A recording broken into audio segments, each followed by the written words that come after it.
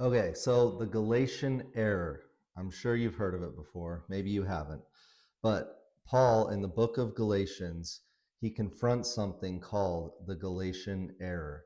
The Galatians, you see, they believed they were saved by grace, but then they were told that they had to keep the law to grow spiritually or to stay right with God, which is false. Now, Paul responds to this with a piercing question. In Galatians chapter 3, verse 3, Paul says, having begun in the Spirit, are ye now made perfect by the flesh? Okay, the Galatian error is starting in grace, but trying to finish um, in works. And anytime we believe that faith saved us, but effort keeps us approved, we've shifted from grace back in under bondage, back to the law, which the law could never justify the flesh. Okay.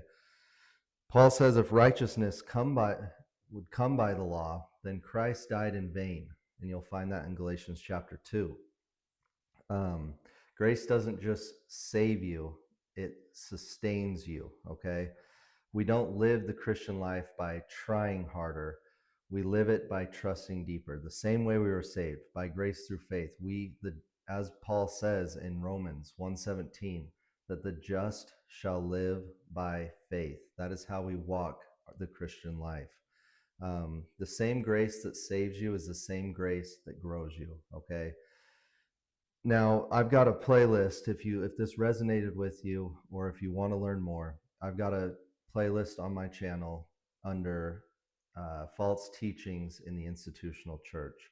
Now, the Galatian error is something that is prevalent in almost every single church that I've ever listened to, been a part of, or seen, or heard from other people. It's an important one, and it's one that does bring a lot of fear, a lot of guilt, a lot of shame, a lot of bondage, and I want to see people set free from that. So, like I said, comment, subscribe, follow along, and be waiting for that video next. And if somebody you know can be blessed by this message and uh, is under false teachings, share it with them too. And as always, go in grace and grow in grace. God bless you guys.